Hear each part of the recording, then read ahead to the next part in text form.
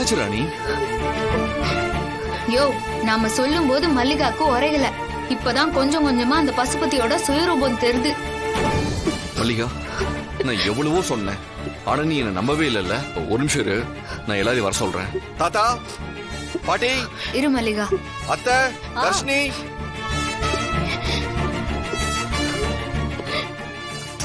என்னப்பா? என்ன என்னாச்சு மாப்ள? மல்லிகா எதுக்கு ஏப்பா மல்லிகா அழுறா? நான் இது வரைக்கும் சொன்ன எல்லாமே உண்மைதான். பசுபதி முன்ன மாதிரி இல்ல.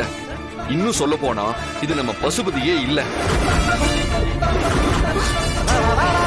ஐயோ, என்னப்பா? என்ன தம்பி, என்ன சொல்றீங்க? ஆமா ஆமா, நாங்க சொல்றத கேட்டு யாரும் சாக்காவ கூடாது. அக்கா, என்னக்கா சொல்ல வரீங்க? மல்லிகா, உனக்கு தாலி பிரிச்சு கோக்கறதுக்கு முன்னாலேயே பசுபதி இறந்துட்டான்.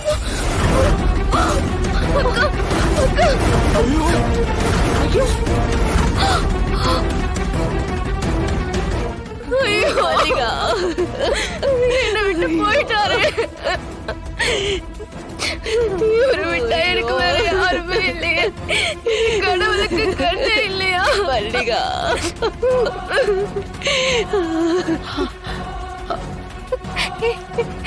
அழுவாத மல்லிகா. மல்லிகா, அழாத. இப்போ ஒன்னும் கெட்டு போல. கடவுள் நினைச்சா பசுபதிய காப்பாத்த முடியும். அதுக்கான வழியும் நமக்கு கெச்சுக்குது. என்னம்மா சொல்ற?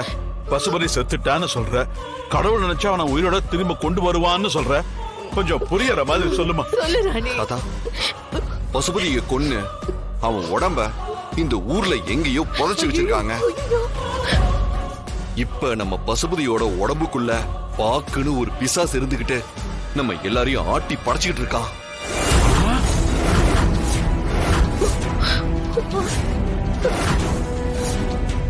மூணே நாளுக்குள்ள ராணி வயித்துக்குள்ள இருக்க அந்த குழந்தையோட ரத்தத்தை அந்த சமாதியில தெளிச்சிட்டா அந்த பாக்கு பசுபதியோட உடம்புல நிரந்தரமா தங்கிரும். ஐயோ கடவுளே, என்ன இது?